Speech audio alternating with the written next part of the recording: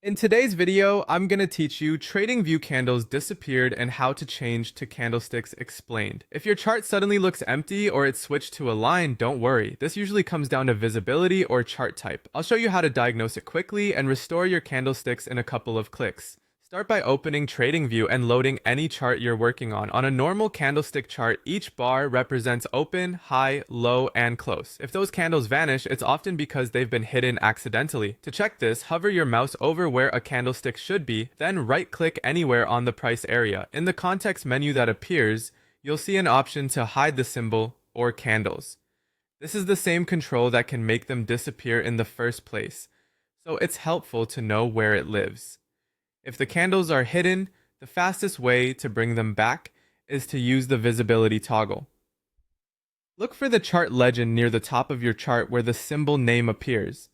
You'll see an eye icon next to the symbol. If the eye looks crossed out, click it once to show the candles again.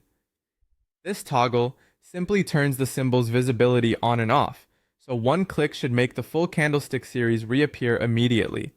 If you don't see the legend, try resizing the chart or widening the window so the icon is visible. Now, if your candles didn't actually disappear but changed appearance, you might be on a different chart type. TradingView lets you switch between bars, lines, area charts, and more. To fix this, locate the chart type icon near the top middle of the platform. Right next to the time frame controls, it will display the current type, for example, bars or line. Click that icon to open the chart type menu. From the list, select candles. As soon as you click, your chart will switch back to standard candlesticks with green and red bodies showing up and down moves.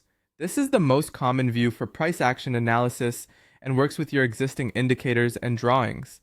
A few quick tips as you wrap up.